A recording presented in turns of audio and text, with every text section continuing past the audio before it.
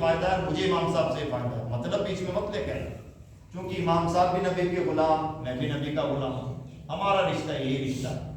کوئی کسی کو چائے پلا کے کیا زندگی گزر جائے گی، اور کوئی کسی کو کبھی چائے نہ پلائے تو کیا بگڑ جائے گا، یہ چیزیں معنی نہیں رکھتی۔ معنی یہ رکھتا ہے کہ جہاں سے پوری دنیا میں خیرات بڑھتی ہے، ان کی بارگاہ سے ہمیں بھی کچھ اور ملتا ہے، بہت کچھ ملتا ہے، اس لیے ان کی غلامی کو سر فہرست کریں، ایک دوسرے کے لیے دل بڑا کریں۔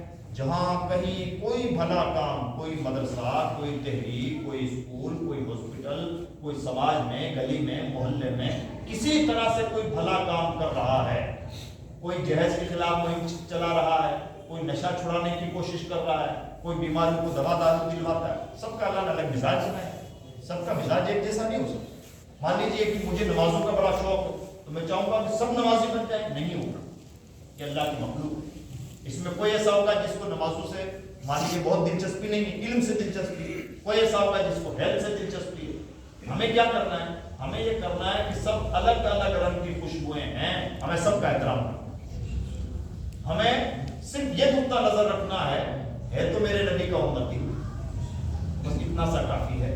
تو اس لیے اس سلسلے میں مزاج بڑا کریں، اور جو لوگ بھی بھلا کام کر رہے ہیں ان کا بھی سپورٹ کریں، آئیں بھی لائیں بھی، لوگوں کو جوڑیں بھی، کسی طرح سے امام صاحب اچھا کام کر رہے ہیں ان کا سپورٹ کریں، اور ہمیشہ ایک دوسرے کے خیر خواہ بنیں۔ یہ آج کے دور کا تقاضا ہے، ایک دوسرے کی ٹانگ کھینچنے میں، ایک دوسرے کو ہلکا کرنے میں 70 سال میں ہم سب ہی ہلکے ہوئے ہیں۔